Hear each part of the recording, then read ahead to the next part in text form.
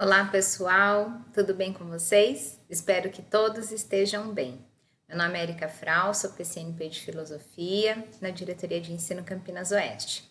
Hoje estamos aqui para mais um ATPC formativo e no encontro de hoje nós vamos fazer o desdobramento do último ATPC que aconteceu, que foi o ATPC geral, onde a Dani conversou com a gente um pouco sobre ensino híbrido e metodologias ativas.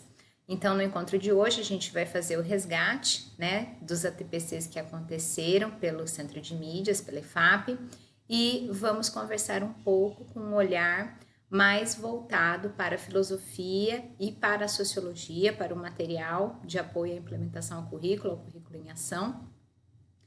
E vamos conversar um pouquinho sobre algumas possibilidades de metodologias ativas em filosofia e sociologia. Vamos ver nossa pauta? Bom, então vamos à pauta. Nós vamos hoje trabalhar com uma pergunta de sensibilização e vai ter um tempo de interação para contribuir, participando pelo chat, para a gente ir olhando um pouco o que vocês pensam sobre a proposta.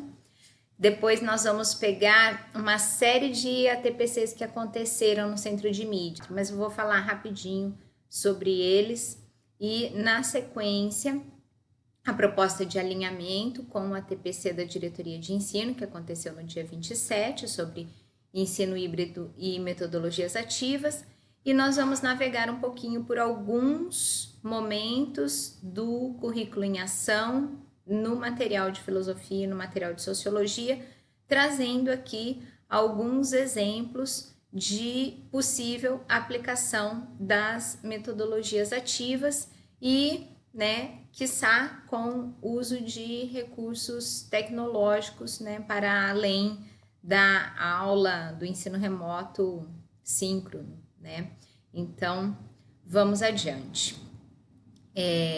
Para a sensibilização, então, foi escolhida a obra Império das Luzes, do Magritte.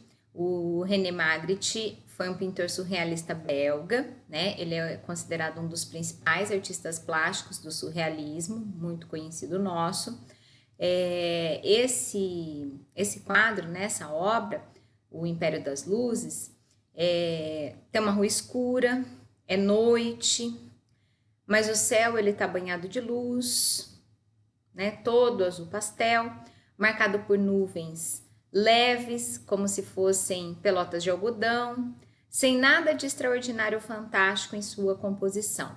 O Magritte apenas com uma contrária combinação de noite e dia, ele perturba uma das mais organizadas e fundamentais premissas da vida.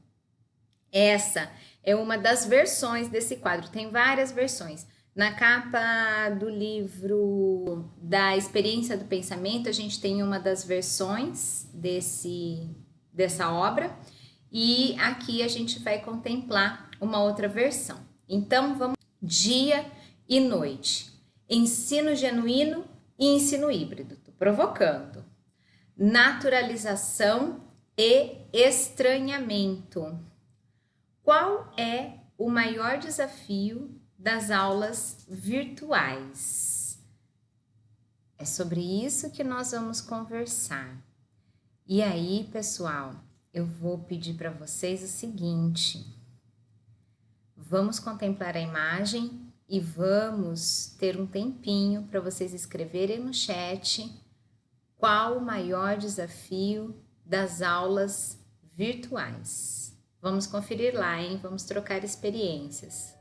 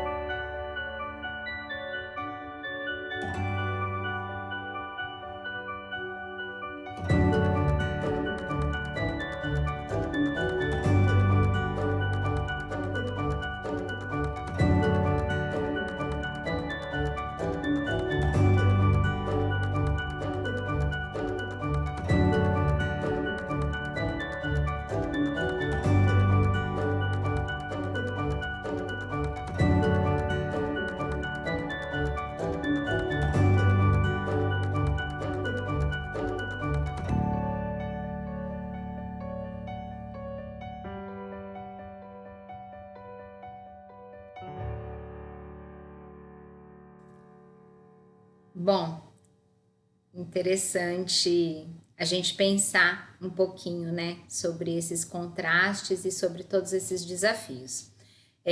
Pessoal, resgato aqui então que nós temos a possibilidade de interação aí, tanto no chat, como a gente acabou de experimentar agora com essa atividade, quanto lá na avaliação. Então, quando no final do encontro, ou pegando o link que está sempre disponível aí abaixo na descrição do vídeo, vocês acessam, vocês registram a presença e na sequência podem avaliar, né, a qualidade da produção do vídeo, do conteúdo, trazer sugestões e tudo mais.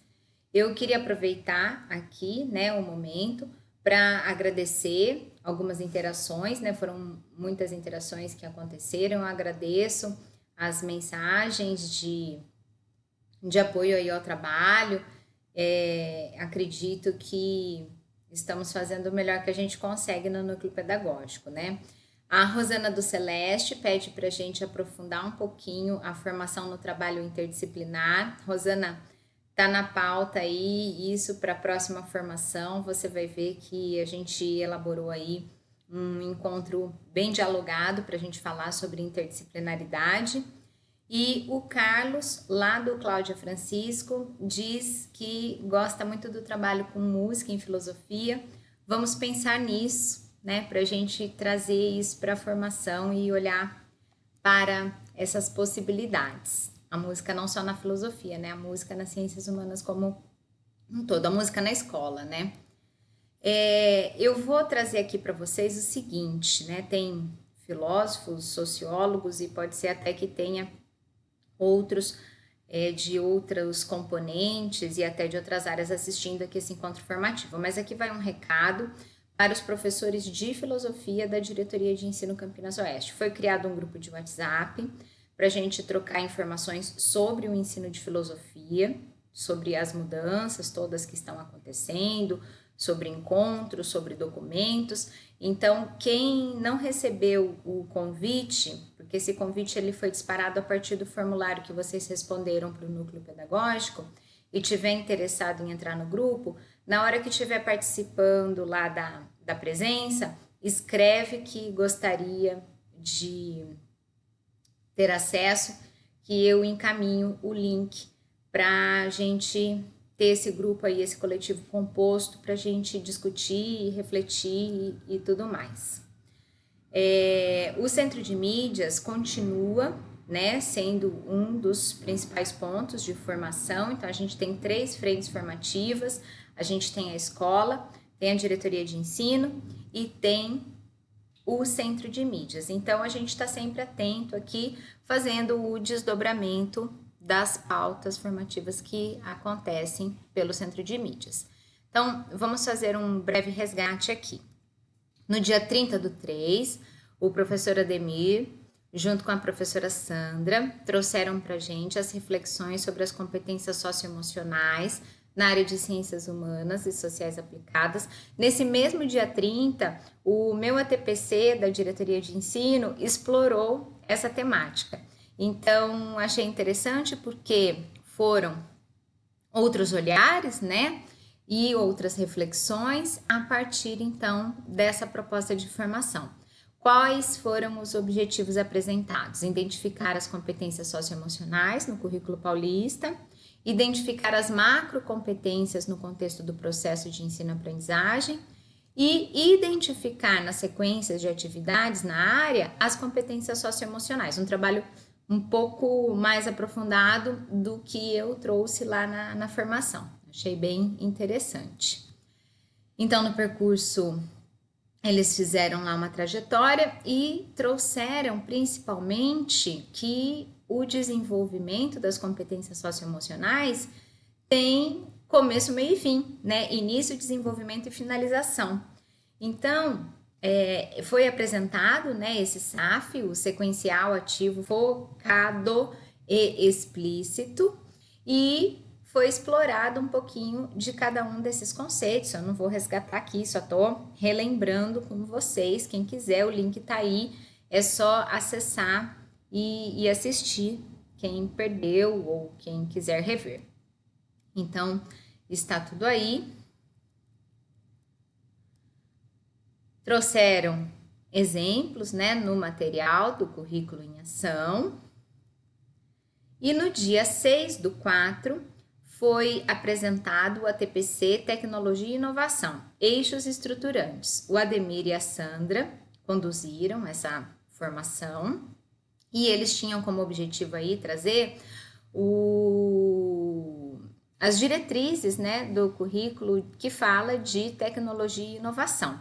A gente tem 3 componentes do Inova Educação e esses ATPCs formativos, quando trazem esses componentes do Inova, é para ampliar o nosso repertório, o nosso conhecimento, né, sobre essas disciplinas que estão acontecendo com os estudantes da nossa rede. Então, a gente precisa conhecer, até mesmo para a gente conseguir fazer as interações necessárias.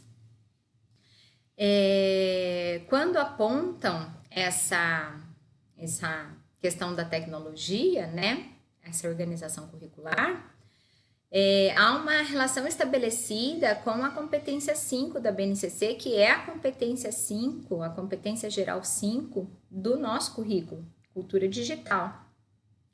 E essa competência, ela está presente em muitas situações de aprendizagem. Então, é legal a gente pensar o quanto que isso é importante, né, para a gente instrumentalizar o estudante, para que ele consiga, né, comunicar-se, acessar e produzir informações e conhecimentos, resolvendo problemas e exercendo protagonismo e autoria, porque cultura digital é também produção, né, então para a gente pensar um pouco sobre isso.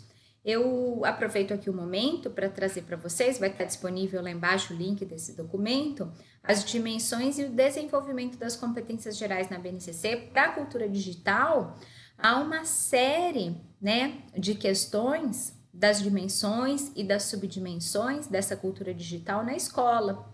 Então, a utilização de ferramentas digitais, a produção de multimídia, as linguagens de programação, o domínio de algoritmos, a visualização de análise de dados, né, o mundo digital, o uso ético. Então, uma série de subdimensões podem ser tratadas no desenvolver das aulas de ciências humanas e de filosofia, sociologia, enfim. No dia 6 ainda, né, encerrando essa ATPC formativa, foram tratadas, então, né, a questão das tecnologias digitais de informação e comunicação, o letramento digital e o pensamento computacional. Quem quiser conhecer um pouco mais sobre, fica aí já a dica, né, do site do Inova Educação, para a gente conhecer, o quanto mais a gente conhecer melhor sobre essa pasta que aí está, né? Inova Educação já foi incorporado às estruturas do currículo paulista que está sendo implementado. No dia 6/4, a Lucilene e a Juliette trouxeram a transversalidade e o patrimônio imaterial. Nesse ATPC, elas tinham como objetivo fazer, né, uma exposição para que a gente consiga diferenciar os conceitos de patrimônio material e imaterial, desenvolver e identificar atividades que utilizem o conhecimento de patrimônio imaterial e identificar a transversalidade no currículo por meio do desenvolvimento das habilidades. Aí o percurso da pauta que foi percorrido, as meninas trouxeram para a gente os temas transversais, destacaram, né, a diversidade cultural. Foi uma exposição muito bacana, acho que a gente tem aprendido muito com esses ATPCs. E no dia 13, o Mário e a Ilana apresentaram para a gente, né, atrelados aí ao Conviva, a Escola contra o Abuso Sexual Infantil. Nesse ATPC, eles apresentaram uma série de informações, junto dessas informações, esse documento, a Escola contra o Abuso Sexual Infantil, um guia de orientação aos profissionais de ensino. O documento está disponível também no link abaixo aí na descrição do vídeo. E eu convido agora, né, todos vocês, para a gente assistir um trecho dos Minutos Psíquicos. O Juvenal, que costuma usar muito esses Minutos Psíquicos em seus ATPCs, eu trouxe aqui hoje um fragmento de um para a gente refletir um pouco sobre essa questão que é tão complicada e triste, né? Então, quem é capaz de cometer um abuso sexual? Nós vamos assistir só um pedacinho e aí eu não posso deixar de comentar que a gente tem que ter o olhar atento para tudo isso e fazer um trabalho articulado, né, com o vice-diretor e com o POC, que é o antigo mediador da escola, para que a gente consiga proteger as nossas crianças. Vamos assistir? De acordo com o 13º Anuário Brasileiro de Segurança Pública, foram registrados em 2018 mais de 66 mil estupros no nosso país. Isso dá em torno de 180 estupros por dia, sendo que mais de 80% das vítimas eram mulheres e mais da metade tinham até 13 anos. É como se a cada uma hora que se passa, 4 meninas de até 13 anos fossem estupradas no Brasil. Eu sou o André, tenho um doutorado em psicologia e hoje quero te explicar o que pode levar alguém a cometer um abuso sexual.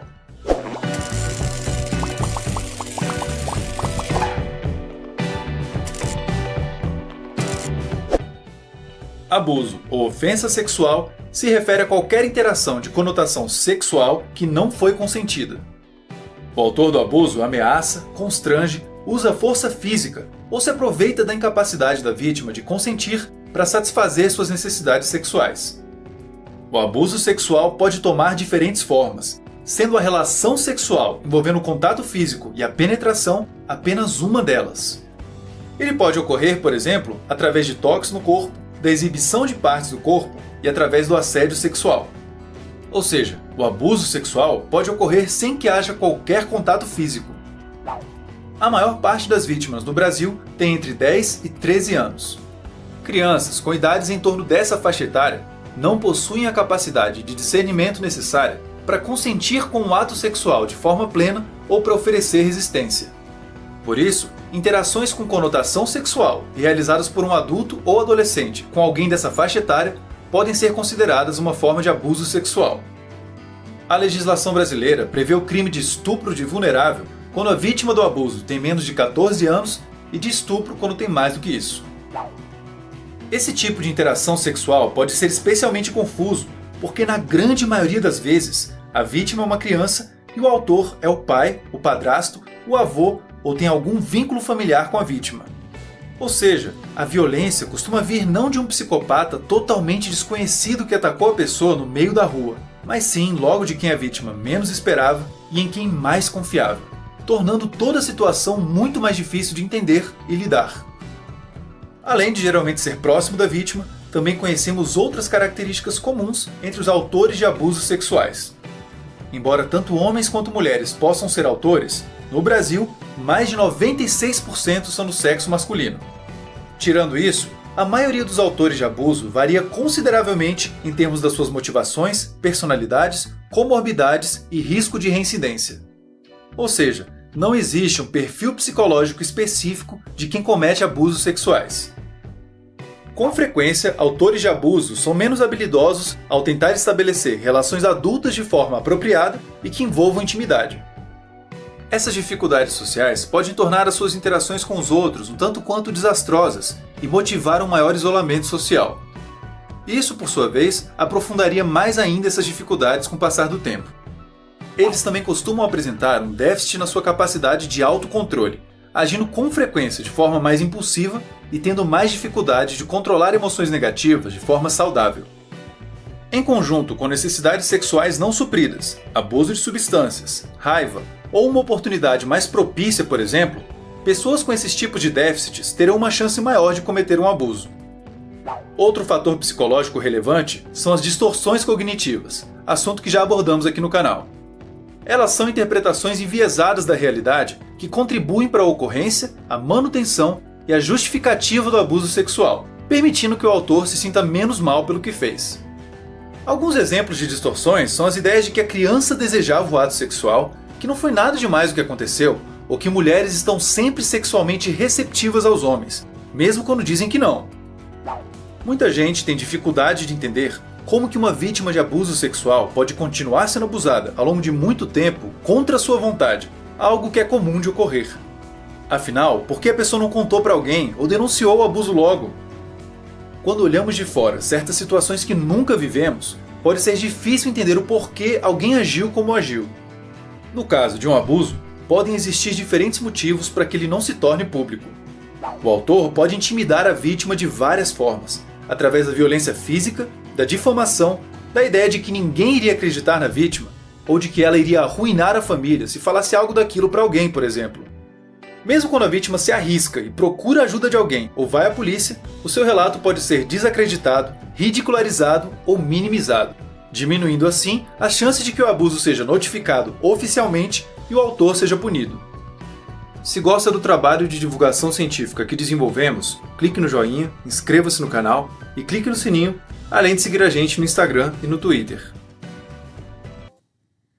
Bom, em continuidade, no dia 13, a Gisele e a Sandra trouxeram para a gente a formação Conselho de Classe Ano Série e conversaram um pouquinho com a gente sobre a avaliação. Nesse mesmo dia, o ATPC, feito por mim, tratou do assunto avaliação e recuperação, olhando para o texto introdutório do material do professor do Currículo em Ação. Então, também foi bem interessante essa incrível coincidência aí, e tivemos olhares diferentes para essa discussão e foi muito bacana. O que eu gostei muito dessa exposição das meninas sobre o Conselho de Classe Ano Série é que muitas informações vieram para a gente pensar, refletir, discutir junto com as equipes gestoras a gestão, né, desse ato tão importante e democrático que é o Conselho de Classe Ano Série. E quem não assistiu, fica aí então um convite para que possa conhecer um pouquinho mais sobre o que a gente entende como um ideal de conselho, né, para que a gente seja justo e humano e até mesmo solidário no desenvolvimento aí das ações, né, se afastar da maldade, dos comentários maldosos que muitas vezes acabam acontecendo. Então é muito interessante a gente pensar no quão sério e importante é um conselho de classe ano série. A pauta foi bem específica, muitos assuntos foram abordados, os conceitos, né, e a ressignificação do conselho de classe foi apontada aí nessa formação, um preparo sobre o antes do conselho, durante o conselho, depois do conselho, a questão do recuperar, né, as aprendizagens, por isso que a gente faz um diagnóstico do que está acontecendo ali, e a gente sempre tem o foco na solução de fazer a aprendizagem acontecer, né? A gente não está ali para fazer uma ação punitiva, e sim para entender os processos de dificuldade de aprendizagem e ir no foco do problema, né? E resolver esse problema de aprendizagem. É esse o nosso principal objetivo. Depois as meninas trouxeram para a gente essa discussão que eu comentei com vocês, que coincidiu com a formação que eu dei na diretoria de ensino, né, por meio do ATPC. Foi feita uma conversa sobre a avaliação diagnóstica, avaliação somativa, avaliação formativa, e conversaram um pouquinho sobre tudo isso, né? Então, a gente teve essa incrível coincidência e foi muito bacana. No dia 20, aconteceu pela Gisele e pelo Ademir a formação econômica do Brasil e seus diferentes setores.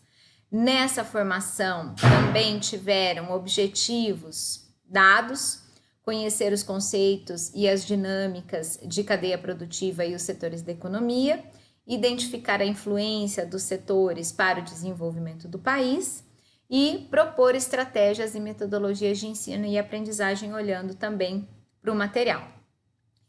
Nós estamos aqui num processo contínuo de olhar para os materiais, porque nós estamos aqui aprendendo, conhecendo o novo, né? E então nós tivemos uma aula, né? Eu aprendi muito. Trouxeram referencial do Caio Prado Júnior, trouxeram referencial do Celso Furtado e fizeram toda essa exposição que fica aí a lembrança. Agora a gente vai conversar sobre o ensino híbrido, né? Um olhar, uma reflexão sobre o ensino híbrido. E vou trazer aqui um trecho de um vídeo para a gente conversar um pouquinho. Então, vamos assistir um pedacinho e aí a gente já conversa.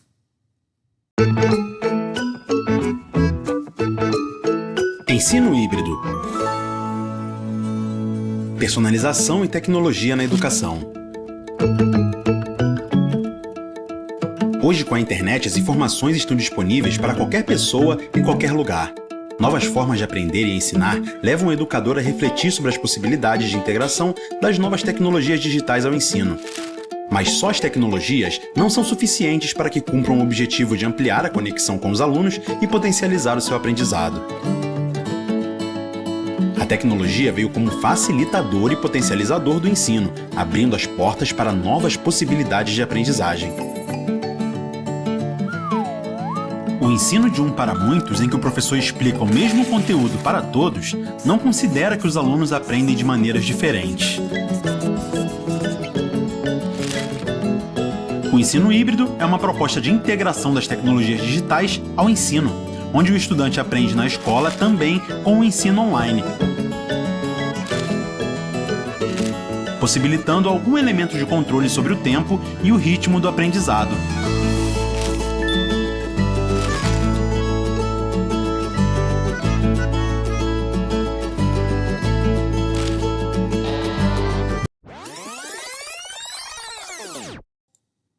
Pessoal, não é tão simples assim, né?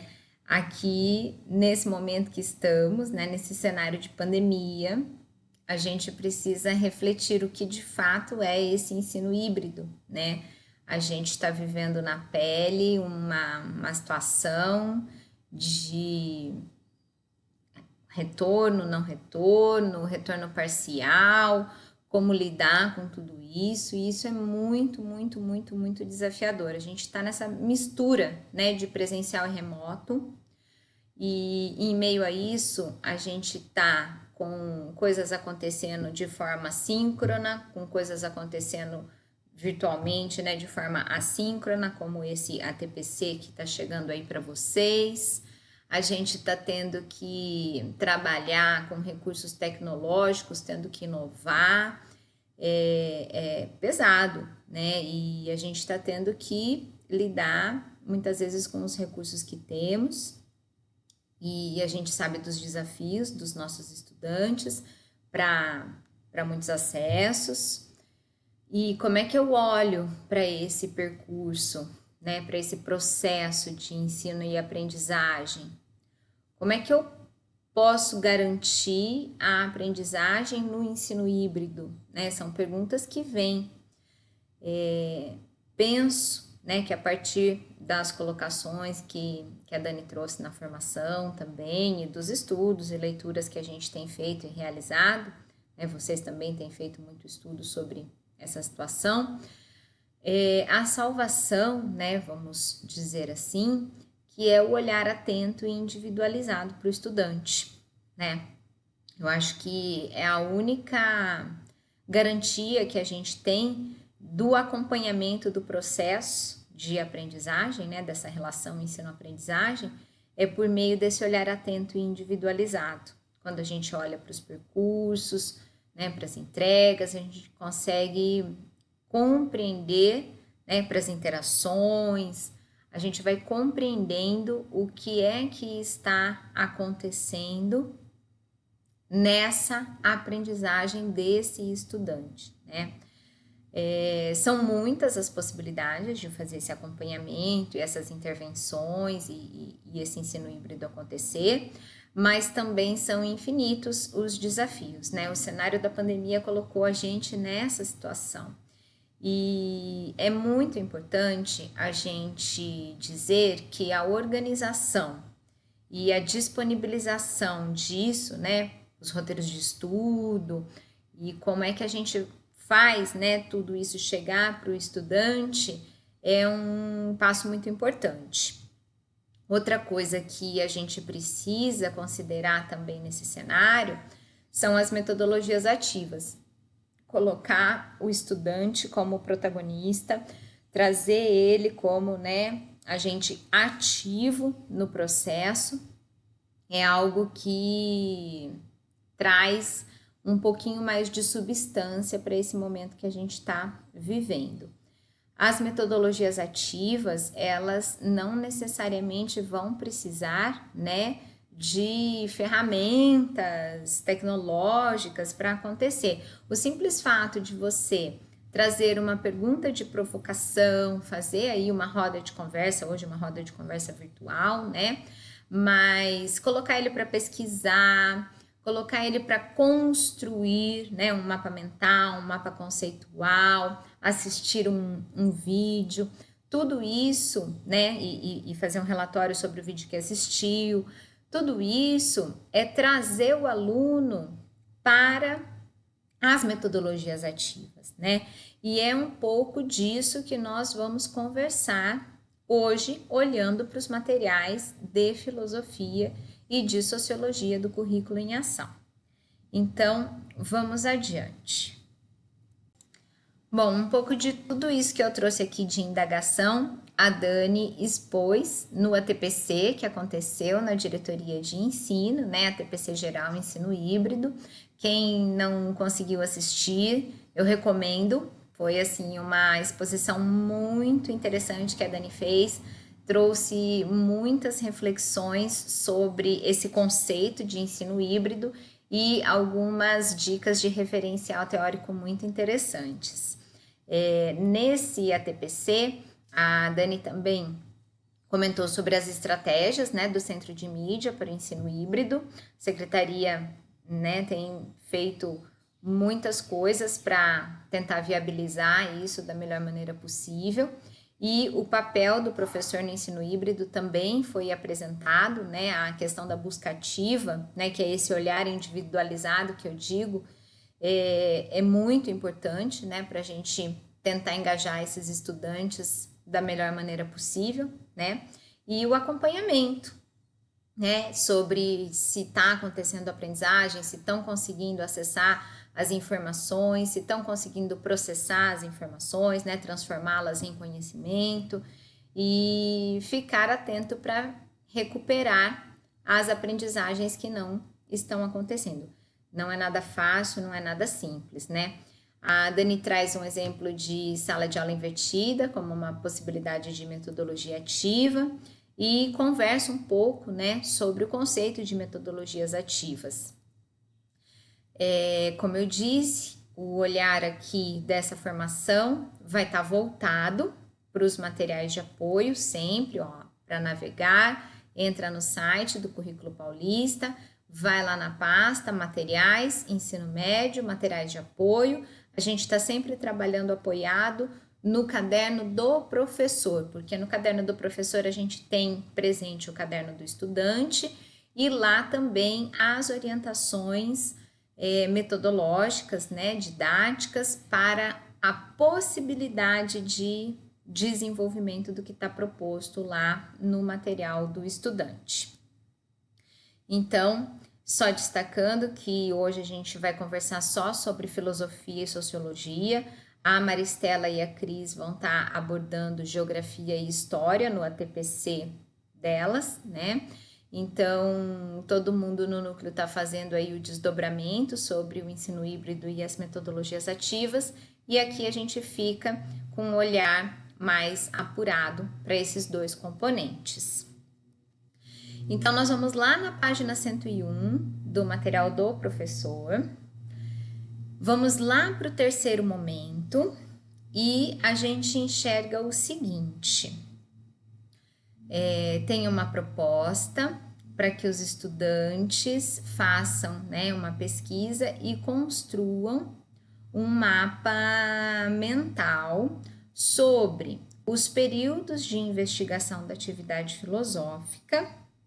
E então, olha lá, nesse terceiro momento, o caderno do estudante avança com algumas indagações e a proposta de pesquisa sobre os períodos e os campos de investigação da atividade filosófica.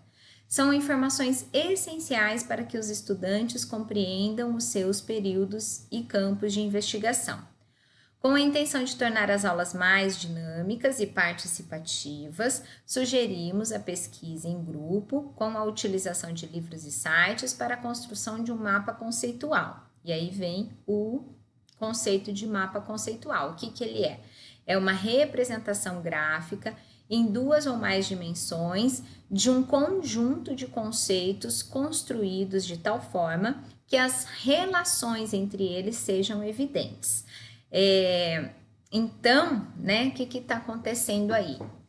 No material do professor, a gente tira o aluno da situação de agente passivo, né, que vai receber as informações sobre quais são os períodos de investigação da atividade filosófica, né, tem também os campos de investigação proposto aí nessa atividade também. De vez da gente dar pronto, ele vai pesquisar. E ele não só vai pesquisar, como ele vai fazer o registro desses conceitos pesquisados, construindo um mapa conceitual. Aí já é metodologia ativa acontecendo, né? Mas não para por aí as indicações, né?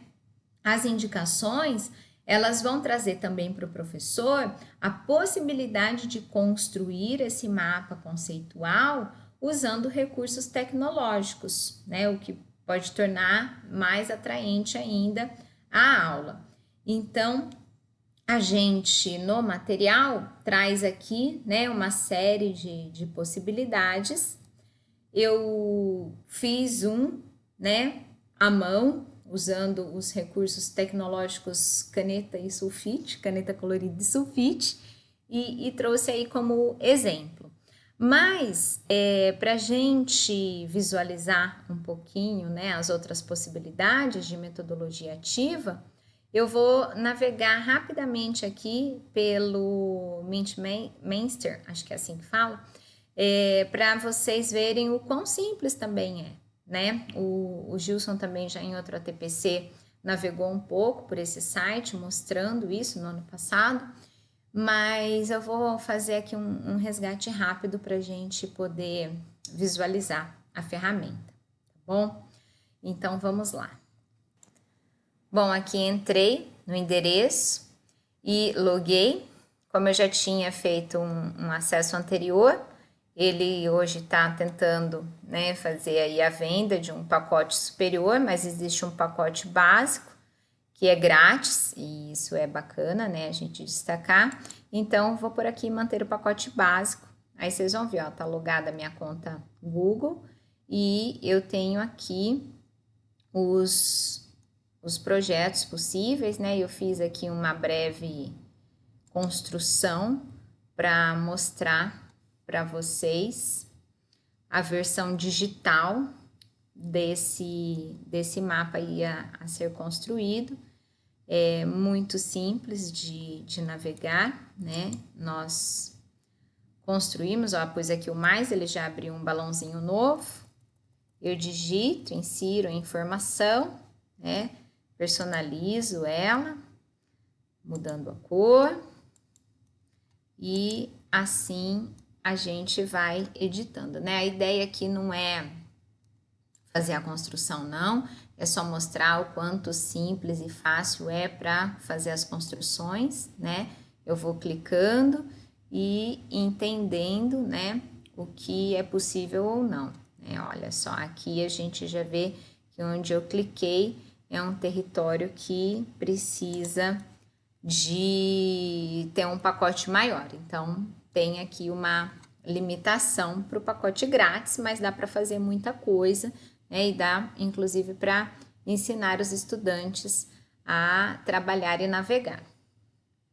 Bom, continuando, pessoal, usando o mesmo recurso que eu apresentei, a gente pode olhar para a proposta aqui do material de sociologia, que traz o mapa mental como metodologia ativa. Então, lá na situação de aprendizagem 3, no terceiro momento, tem uma proposta, né?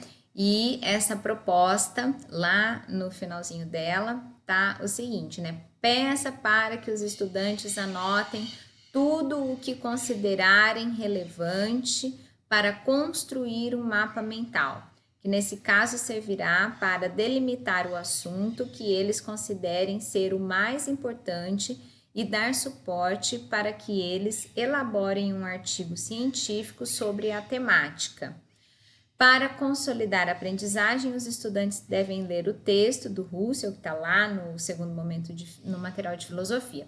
Então, o que eu quis trazer aqui, né, para a gente conversar? Existem 2 conceitos de metodologias ativas propostos, né? No material de sociologia a gente tem o mapa mental e no material de filosofia a gente tem o mapa conceitual.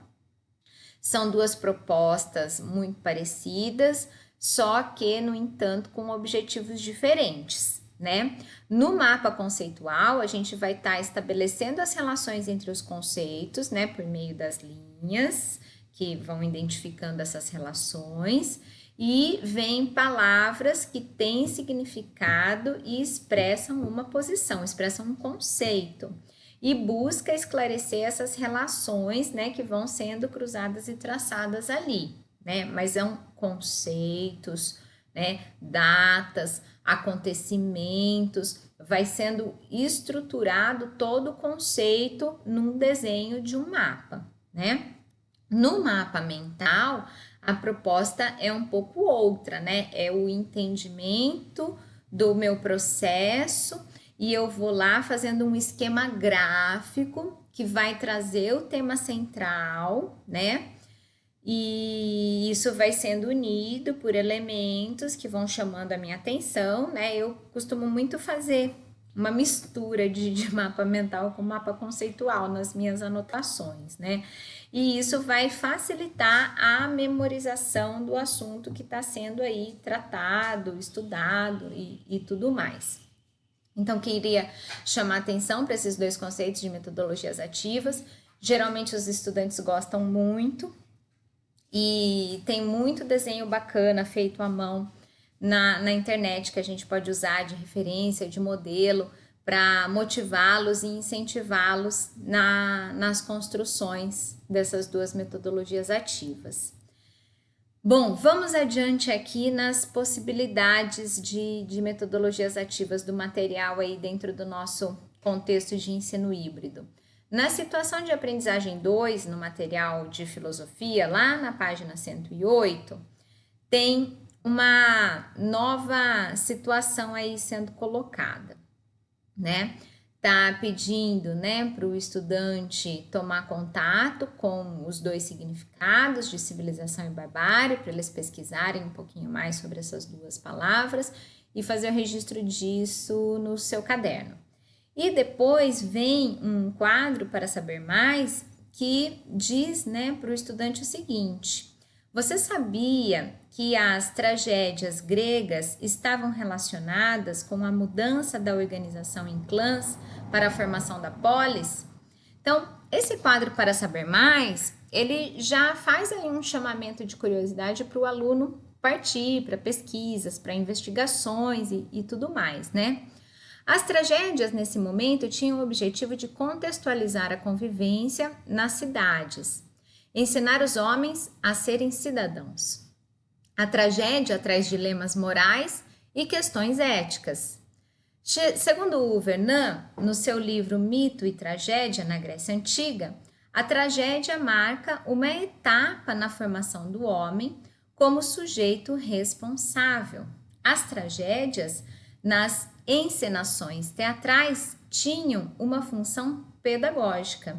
Mas o teatro negro e o teatro indígena, né? Vem aí uma provocação para o aluno, né? Gente, teatro é só teatro grego? Então, procure saber mais sobre outros grupos, outros povos, outras civilizações que fizeram teatro. E aqui no material, a gente tem, para o aluno navegar, o Teatro Experimental do Negro, um artigo muito interessante, que eu vou até explorar um pedacinho aqui com vocês, que tem um vídeo que vai repertoriar o estudante para que ele seja, mais uma vez, ativo, né, no seu processo de ensino e aprendizagem, né, protagonista aí na sua aprendizagem. Lógico que com os encaminhamentos dados por você, professor.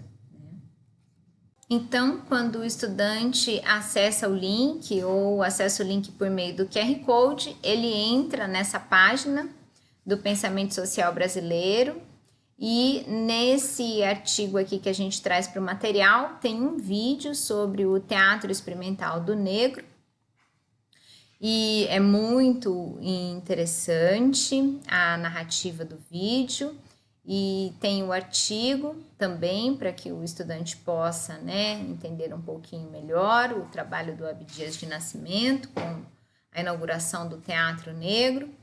E é um pouco disso, né, para a gente entender que o material do estudante ele acaba sendo muito conectado a esses QR Codes que aparecem para a gente entender e conhecer. Não vou pôr play aqui também, depois vocês entrem e assistam, porque senão nosso tempo fica estourado. Mas fica aí um convite para que as navegações sejam feitas, né, que os QR Codes sejam acessados e a riqueza dos materiais que aí estão. E aí, logo depois, então, dele ter feito a pesquisa das duas palavras, de ter registrado isso no caderno, de ter navegado um pouquinho pela informação sobre o Teatro Experimental Negro no Brasil e conhecer, né, um pouco mais de assuntos, né, sendo aí aquele que pesquisa, aquele que é curioso, aquele que busca a informação, o estudante vai ser o protagonista mais uma vez se a atividade de RPG for desenvolvida, e hoje no cenário que a gente tá seria assim uma coisa muito inusitada, né, fazer isso por meio virtual, com vídeos e tudo mais. Então o que acontece, né, para quem não conhece muito a metodologia do RPG, né, do Role Playing Game, a gente traz aqui a informação no material e a ideia nessa proposta é que os estudantes vivenciem a representação do civilizado e do bárbaro, né, que incorporem esses papéis, que incorporem esses personagens. Isso acaba sendo sempre muito divertido, e a gente tem aí, então, uma metodologia ativa que coloca o estudante nessa interpretação desses papéis, o que vai abrilhantando, né, a aula, mesmo que virtualmente. Para o professor ficar bem instrumentalizado sobre isso, então, além do conceito tá aí colocado com todas as possibilidades, também está lá disponível o link de um artigo no site do Brasil Escola para saber mais sobre o RPG. É só acessar. Então, para isso, né, eu trago aqui uma possibilidade de reflexão apresentando um vídeo, né, onde o Lázaro Ramos aqui traz um pouco de informações sobre o que é incorporar esse personagem, né, uma aula de atuação de Lázaro Ramos, que a gente vai assistir aqui rapidinho, porque daí assim a gente estimula os nossos estudantes a pensarem, né, um pouco sobre essa atuação, essa representação dos conceitos que eles estão estudando, né? Então, a gente torna a aula muito viva com isso tudo. Vamos assistir, então, um pedacinho aí da exposição do Lázaro Ramos? Então, vamos lá.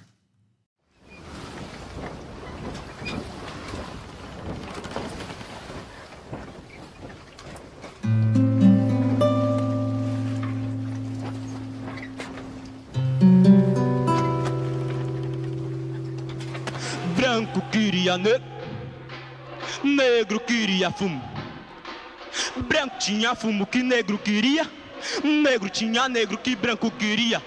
Querer e poder são irmãos deles mesmos, e de mais ninguém, e de mais ninguém. No bando, o processo criativo, e é o que me guia um pouco hoje ainda.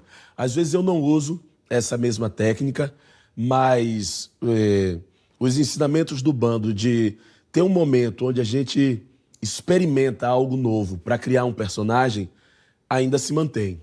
No bando começava com um bicho, onde a gente tinha que primeiro deitar no chão, entender a nossa respiração, entender o funcionamento do nosso corpo, entender como o nosso pé pisa no chão, quais são os pontos de equilíbrio ou não, e fazendo exercícios variados, percebendo o meu corpo, não o corpo de um personagem a ser criado.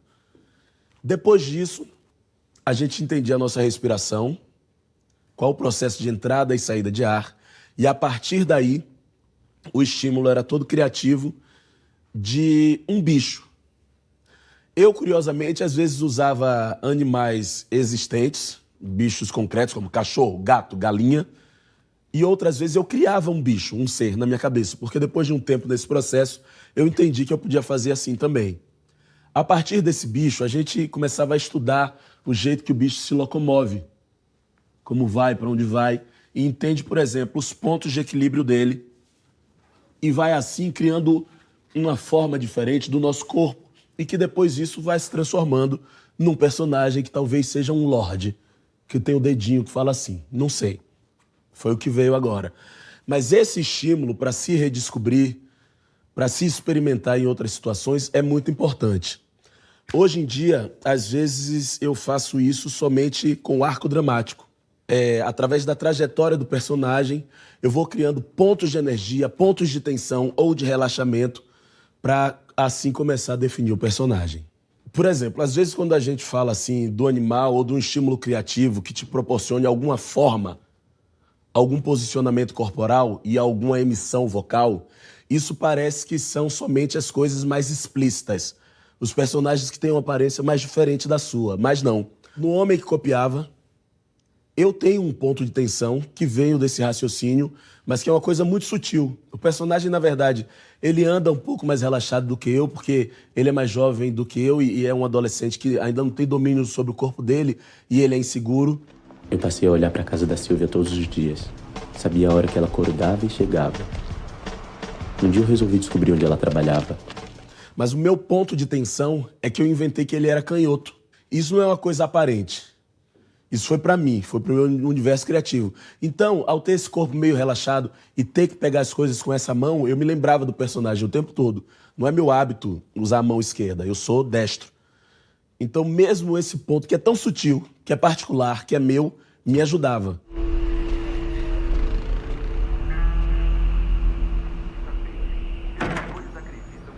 Essa foi a minha maneira de me manter desperto para as características do personagem. Eu posso falar do Foguinho, que tinha umas coisas que ninguém sabe, mas assim, ele andava com o bolso aqui pra fora, foi escolha. Ele andava meio assim, destronchado assim, e com um olhar assim que ia pedir um negócio. Ou que tava pedindo amor, ou que tava pedindo alguma coisa. Aí tinha um sorriso assim, meio desajeitado.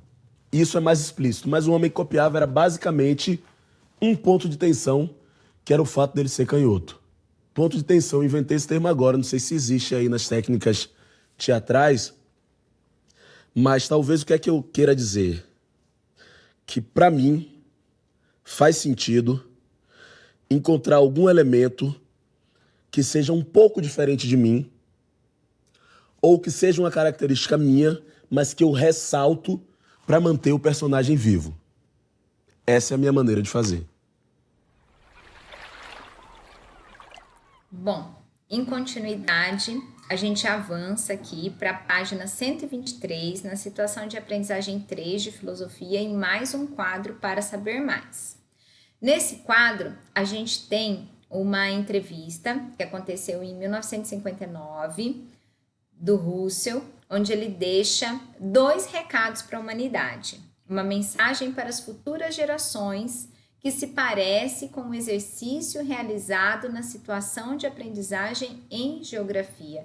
Então, aqui a gente já tem ainda umas interdisciplinaridades acontecendo. No material a gente vê que os outros componentes olham, né, para essa reflexão do Russell e para essa proposta de mensagem, né, para as gerações futuras, que está lá no material de geografia. Tem até uma mensagem aí, atenção, spoiler em história, porque lá tem uma construção bem interessante sobre essa questão do Russell. Então, a gente vai assistir um pedacinho, né? Vou passar aqui o vídeo, vou navegar pelo site que está aí disponível no QR Code do material do aluno, para a gente entender, então, que as propostas de construção, né, de metodologias ativas do material estão todas interligadas. Então, além de tudo, a gente tem aí uma interdisciplinaridade bem evidente acontecendo. Vamos ver, então, o recado que o Russell deixou? Então, quando o estudante acessa o QR Code ou o link, ele acessa aqui a página do Ciêncianautas, e uma página muito interessante, por sinal, com muitas outras possibilidades de estudos. E aqui é apresentada a entrevista de 59 do Russell, onde ele deixa 2 recados para a humanidade. Vamos conferir. One last question. Suppose, Lord Russell, this film would be looked at by our descendants, like a Dead Sea Scroll in 1,000 years' time. What would you think it's worth telling that generation about the life you've lived and the lessons you've learned from it? I should like to say 2 things. One intellectual and one moral. The intellectual thing I should want to say to them is this. When you are studying any matter or considering any philosophy, ask yourself only what are the facts and what is the truth that the facts bear out. Never let yourself be diverted either by what you would wish to believe or by what you think would have beneficent social effects if it were believed. But look only and solely at what are the facts. That is the intellectual thing that I should wish to say. The moral thing I should wish to say to them is very simple. I should say, love is wise, hatred is foolish. In this world, which is getting more and more closely interconnected, we have to learn to tolerate each other. We have to learn to put up with the fact that some people say things that we don't like. We can only live together in that way. And if we are to live together and not die together, we must learn a kind of charity and a kind of tolerance, which is absolutely vital to the continuation of human life on this planet. Bom, muito bom esse vídeo do Russell, né? Sem palavras. 1959. Parece que ele tá dando a entrevista hoje, né? Precisamos de muito amor, né? De muito amor no coração. E aí, né, pensando que os estudantes sensibilizados após assistirem essa entrevista, esses 2 recados que o Russell deixa pra gente, vem uma proposta, né? Finalizada essa atividade, os estudantes são, né, convidados a assistir a entrevista do Russell no quadro. A gente sugere, né, que a entrevista seja exibida, né, na aula virtual, que vocês passem ela para que eles possam assistir. E aí a gente vai para outro passo, né, para outra etapa, onde eles vão se organizar para produzir um vídeo, né? Aí tá uma proposta de se organizar em duplas. A gente vai precisar ver hoje no cenário que a gente tá, né, virtual, qual seria a melhor organização, porque a gente sabe que não estamos no contato físico, né?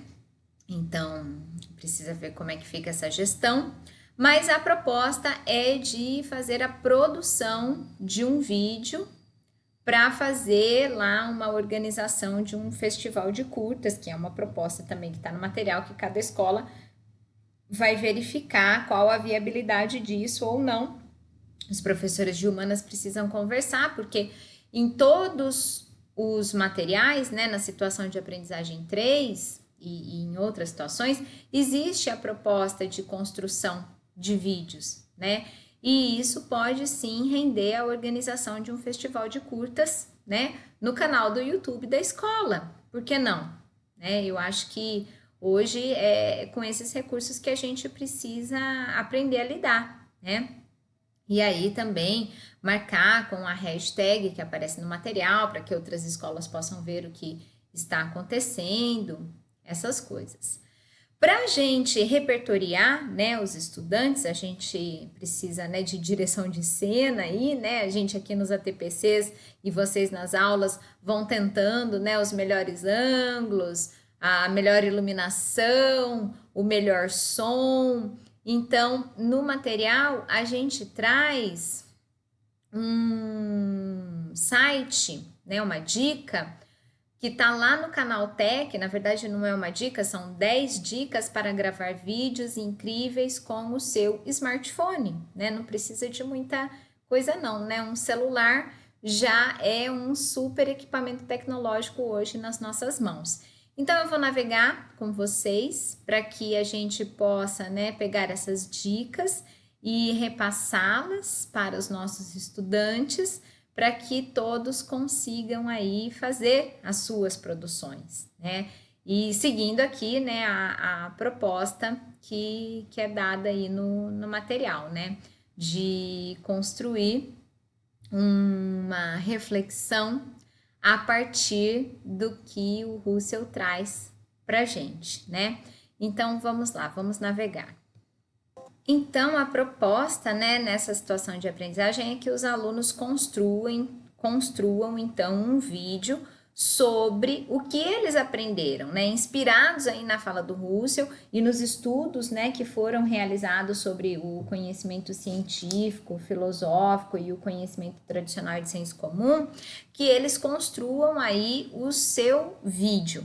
Então, vem aí 10 dicas para gravar vídeos incríveis com seu smartphone.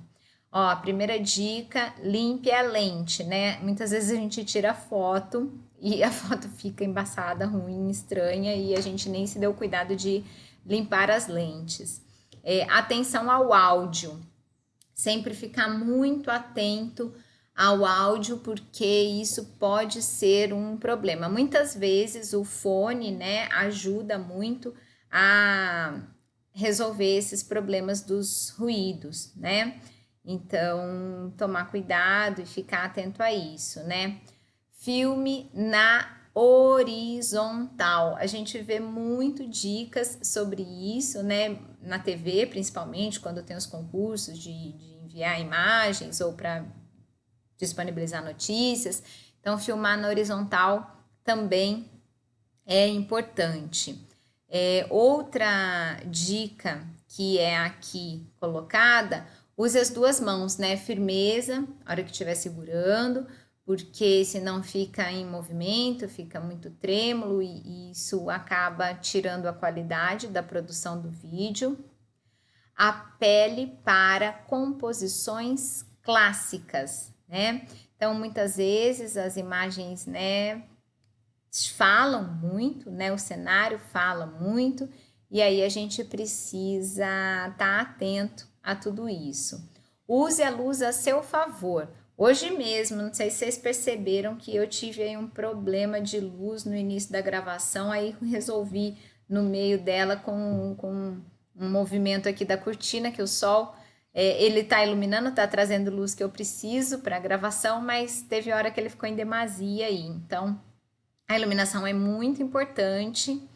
O ajuste manual também, né? Tem macetes aí para que a gente consiga fazer a imagem ter a melhor qualidade, melhor enquadramento e tudo mais. E alguns acessórios que sempre podem aí estar contribuindo, mas também isso daí são só dicas, né? Nada necessário. saiba o que é possível ou não fazer, né? Conhecer bem o que você tem na mão de tecnologia para explorar, ficar atento com o equipamento que você tem na mão para explorar o máximo possível. E aí eu acho que é o grande finale, né? Ter um bom aplicativo de edição e de compartilhamento da informação gravada, né? No documentário, no depoimento aí feito, porque a gente sabe que a edição é o grande segredo, né, dessas produções. A gente não é artista, não é ator profissional, né? Somos estudantes aí desse processo todo e a gente precisa ficar atento à edição. Bom, avançando mais um pouco aqui nas possibilidades de reflexão, a gente vai olhar agora lá para a situação de aprendizagem 2 de sociologia. Logo no primeiro momento, então no momento, né, de fazer todo o acolhimento, a sensibilização e a problematização para a situação de aprendizagem, a gente tem a proposta de que os estudantes assistam o documentário Riso dos Outros. Está aí disponível no canal do YouTube, tá livre para os alunos assistirem, e nós vamos ver só o comecinho, mas a recomendação aí está que o documentário seja assistido pelos estudantes na íntegra, né? Ó, é ideal que os estudantes assistam fora do horário de aula, ele tem quase 1 hora de duração, se eu não me engano, e é muito importante que se oriente com antecedência para os estudantes assistirem essa produção. Então, faz lá um pré-aula, né? De assistir isso, combina para a aula que vem já vir repertoriado com isto. Aí, na aula posterior à tarefa, discuta com os estudantes o teor do documentário. Então, é legal pedir para que eles, né, atentos, façam os registros sobre as impressões que vão tendo com o documentário. Um documentário bem curioso, bem inusitado, de provocar muito estranhamento e incômodo, né? Eu fiquei muito incomodada porque faz a gente pensar, né? E os alunos também são provocados a pensar aí, né? E o que vai acontecer? Na aula posterior, né, a tarefa de assistir o documentário, os estudantes vão ser convidados a pensar na nossa situação problema do semestre, como os meus desejos podem ser compatibilizados com a cidadania. As respostas, né, para as questões sobre o vídeo, elas vão ser elaboradas também em casa e elas virão, então, aí na discussão da aula. A principal intenção aí, né, desse primeiro momento de sensibilização no material de sociologia é fazer o estudante pensar e compreender que a melhor piada é aquela que a gente ri com os outros e não dos outros, né? E isso é muito importante ser discutido, ser conversado, explorar, né, esse olhar sociológico que o documentário possibilita, né, que ele traz a oportunidade aí da gente estar discutindo e conversando sobre isso, né. Eu sempre muito receosa, né, já discuti com amigos da filosofia da sociologia que muitas vezes, no meu entendimento, as piadas são preconceituosas, elas têm conotação preconceituosa. E a pergunta que a gente pode fazer aqui é: toda piada é preconceituosa? Né? E eu penso que é uma reflexão muito importante para a gente trazer, principalmente para a gente combater o bullying, que existe muito nas escolas e existe muito na vida, na sociedade. Então, essa questão de rir com e não rir dos é um ponto muito interessante de partida para as reflexões aí postas.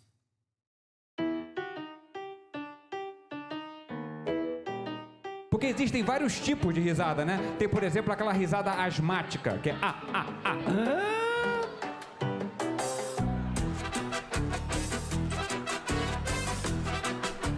Tem a risada suína. A suína é aquela risada que parece que a pessoa chegou aqui com um porco, sabe? Que isso? Tem um porco aí? Tem também a risada muda, que é...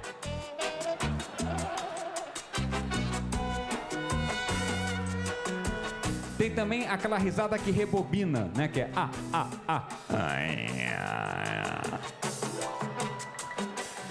Tem um pessoal que não ri de nada, né? Não fica olhando pra ninguém especialmente, mas sempre que eu bato o olho em alguém, é alguém que não tá rindo, alguém tá com a cara assim, ó. A risada arrependida, ela tem uma espécie de um suspiro no final, que parece que a pessoa desistiu de ter achado engraçado. Não tem graça não.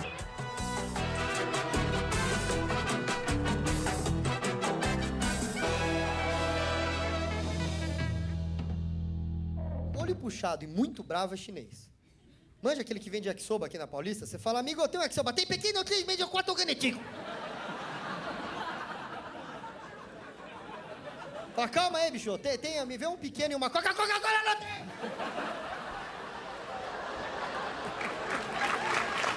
Queria falar um pouco sobre algumas coisas que eu não entendo na televisão. Por exemplo, eu não entendo aquela novela Malhação. Eu não entendo aquela porra. O nome da novela é Malhação e faz 18 anos que não tem uma academia naquela merda, né? Prova disso que o Mocotó tá mal obeso no video show. Tá? Porque a mulher quer o gordo como amigo quando dá tudo errado. Quando a vida dela tá uma merda, ela liga pro gordo e fala, ô amigo, vem aqui em casa. Tá dando tudo errado. Vamos comer um chocolate. E a gente vai, porque a gente gosta de chocolate. É verdade, é verdade. Não tem nada na Suíça, velho. Não tem emoção na Suíça. É por isso que eles inventaram o canivete suíço. O cara foi assaltar o outro, falou, isso é um assalto. Aí ele lembrou, peraí, eu sou milionário, mano. Vamos abrir um vinho. Né?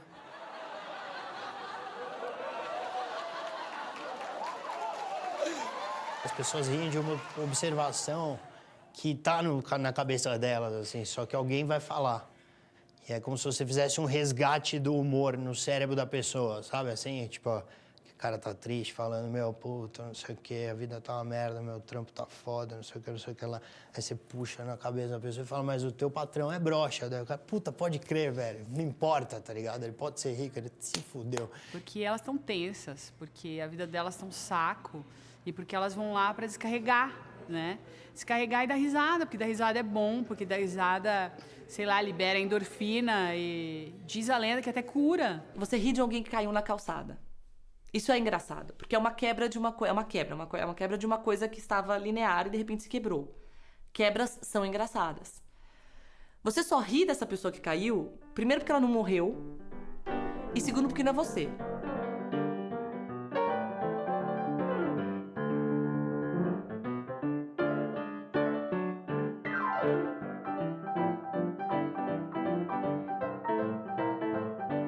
O humor depende da ausência de compaixão.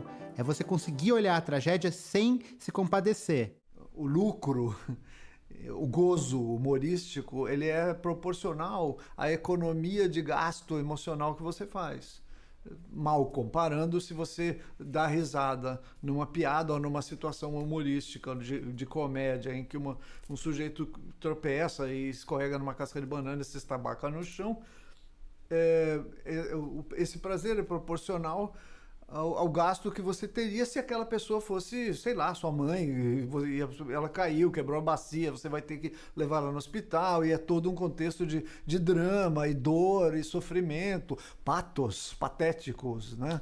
Bom, depois da gente assistir esse início do Riso dos Outros, fica aí então o convite para que vocês explorem isso com os estudantes. E vamos adiante em mais um exemplo, então, de metodologias ativas acontecendo nas aulas de Filosofia e Sociologia. Aqui na aula de Sociologia, na situação de aprendizagem 4, a gente tem uma possibilidade de construção de glossário usando o dicionário como recurso, né? Toda vez que uma palavra vem e o estudante não conhece, ele precisa ser orientado, a gente faz isso, né, desde sempre, a buscar essa palavra, o significado dessa palavra no dicionário e fazer o seu próprio glossário. Tem aluno que acaba fazendo isso, sim, segue orientação, e tem estudante que é um pouco resistente. Hoje, né, com os recursos que a gente está utilizando, né, que a gente está todo mundo pendurado na internet, a gente pensa que o dicionário virtual acaba sendo um dos melhores caminhos, né? Então, eu vou navegar com vocês aqui no Dício e eu gosto muito, eu uso muito, vocês já devem ter percebido, no material de filosofia eu uso muito, nos ATPCs eu uso muito, no curso que eu estou oferecendo junto com a Michelle sobre as 10 competências gerais e o programa de ensino integral, a gente sempre usa para conceituar, né, as palavras, as ideias. Então, vamos navegar aqui e fazer aqui algumas imagens, porque eu gosto que o conceito ele ainda vem, né, com toda uma identidade e a gente conhece um pouco e navega também com os nossos estudantes mostrando, quem sabe eles não montem um glossário virtual com as imagens do Dício, né? É um caminho interessante, protagonizando aí, né, a busca de conhecimento e sendo ativo, né? É metodologia ativa também. Então, a gente tá aqui também quebrando tabus, desmistificando isso que é esse nome que vem como novo, metodologias ativas, mas tudo que traz, né, a ação do estudante, né, que torna ele um sujeito ativo, são metodologias pedagógicas ativas na sala, né, de aula, seja ela virtual, seja ela lá na escola e tudo mais. Vamos navegar um pouquinho lá no Dício, então? Então, a gente vai lá no Google, né, Dicionário Online de Português, Dício, acessa o site, acessando o site, nós buscamos a palavra que desejamos, vou pegar aqui, né, fazer duas imagens que a gente tá falando dos dois componentes hoje, né? Então, o que é o significador de filosofia? E o que eu gosto muito, que eu disse para vocês, é que ele traz a imagem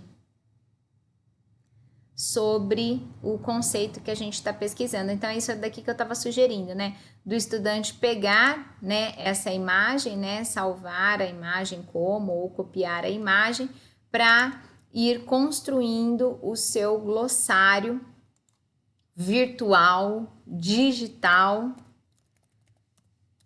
e fica lá sempre o registro do conceito que ele pesquisou e assim vai compondo todo o seu acervo, né, de novas palavras, de novos significados.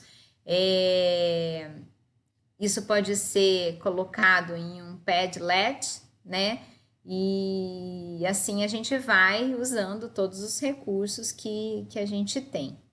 Bom, na reta final, então, desse nosso ATPC formativo, vou trazer para vocês aqui o exemplo de mais uma possibilidade de metodologia ativa acontecendo. Isso está lá no momento final da situação de aprendizagem 4 de Sociologia, na página 173 do material do professor. O que está ali sendo colocado, né? Momento final, faça um retrospecto do percurso que os estudantes trilharam, realizando as tarefas de cada momento. Destaque as múltiplas linguagens visitadas e como as informações nelas divulgadas podem favorecer algumas pessoas e desqualificar outras. Focalize o resultado do PISA, a forma como são divulgadas na mídia, como isso pode ser um instrumento, né, que propaga informações manipuladas, que nem sempre condizem com a realidade. Chame-os à reflexão sobre suas responsabilidades estudantis e como a sua proatividade com os estudantes e demais áreas podem ser um diferenciador frente à ação da mídia mal intencionada ou sensacionalista. Este é um espaço propício para que os estudantes reflitam mais um pouco sobre a situação problema do semestre. E aí, o que vem de proposta de fechamento? Que os estudantes construam, né, um infográfico com as informações que reúnam, né, tudo que foi discutido aí no decorrer da situação de aprendizagem. Os critérios para fazer essa construção tá lá no material, e uma vez finalizado o infográfico, ele pode ser postado nas redes sociais do estudante, da escola, marcando a hashtag, que é uma sugestão, para que a gente possa conhecer o que as outras escolas estão fazendo nesse ano série com essa situação de aprendizagem. Os infográficos, todo o charme do infográfico está na construção deles usando aplicativos, né? Existem inúmeros aplicativos para construção de infográfico.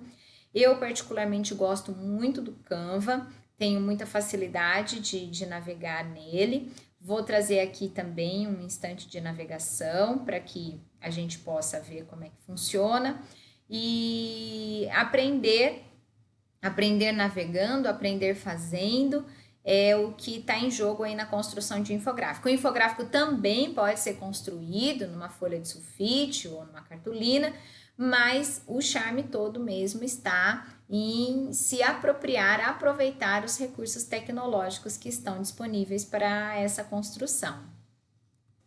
Então, pessoal, essa aqui é a página do Canva, né? A gente loga, cria uma conta, vai salvando os designs que a gente cria e busca, né, os templates todos. Tem muita coisa aqui disponível, grátis para ser utilizada. E aí, olha lá, infográfico.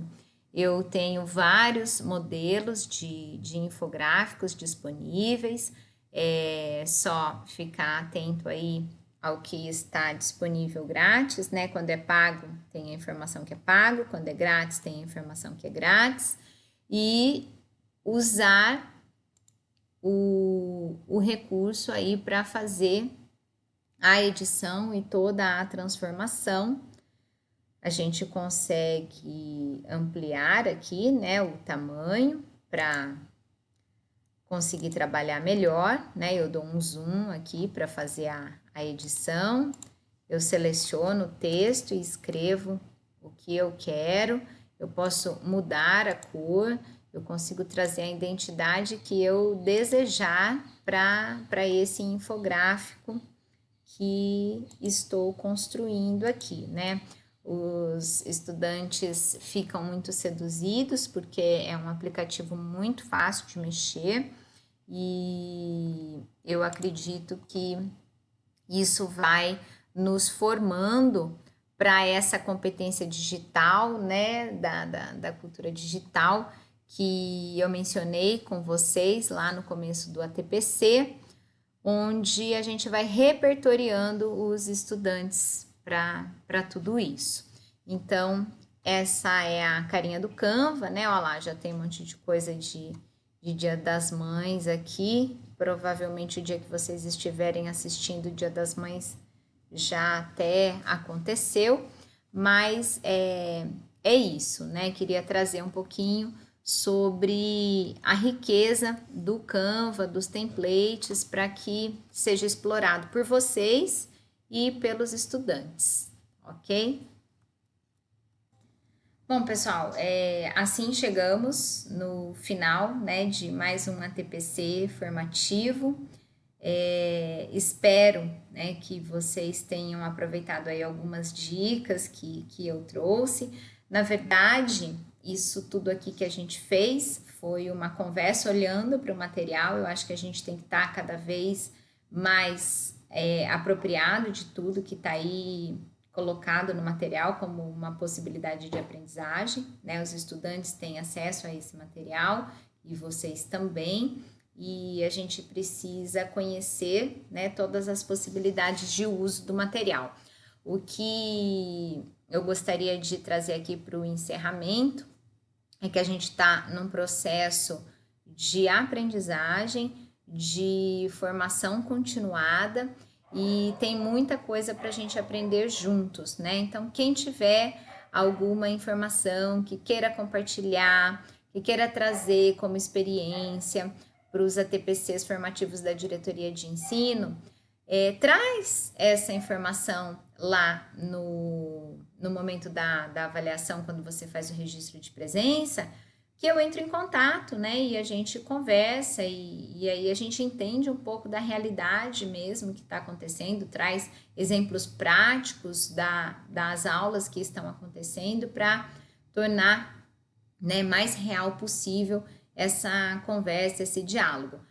Desmistificando as metodologias ativas, então eu acho que cada vez mais a gente tem que incorporar a ideia de que trazer o aluno, né, como aquele que está ativo nas pesquisas, no responder perguntas, no fazer perguntas, né, no questionar, no indagar, para que as interações aconteçam, né? A gente, quando fala de metodologias ativas, a gente está simplesmente querendo tirar o estudante lá da sua zona de conforto, do seu lugar de ir parado lá, né, contemplando, sem a gente saber as reações e sem a gente interagir, né? Eu sei que isso não é muito fácil, né? Muitas vezes a gente está muito amarrado ao tradicional, ao fazer uma aula expositiva, que eu não descarto, ela é importantíssima, né? A aula expositiva é aquela que traz o conteúdo, que traz para o estudante a informação, mas também colocar ele como sujeito investigador, sujeito curioso, em buscar a informação, buscar o conhecimento, né? Então, é isso. Tenho só que agradecer a atenção e a paciência de todos vocês para mais esse momento de formação virtual. Não vejo a hora dessa pandemia acabar e a gente ficar livre, né, disso tudo e voltar para a nossa vida normal. E é isso. Não esqueçam, então, de fazer o registro de presença, que está aí disponível, e vamos nos falando. Um forte abraço para todos. Quem quiser, então, entra lá no grupo de WhatsApp. Se não gostar do grupo, gente, é só sair, não tem problema nenhum. E os sociólogos, né, que lecionam na nossa diretoria de ensino, se quiserem participar, mas eu já digo, né, é um grupo totalmente voltado para as discussões sobre o ensino de filosofia, tá? Então, aí talvez a gente pense aí e discuta se a gente faz aí uma mistura e traz a sociologia para discussão também. Eu vou aguardar as interações de vocês e o posicionamento de vocês para a gente democraticamente decidir juntos tudo isso. Muito obrigada, até a próxima então. Um forte abraço para todos.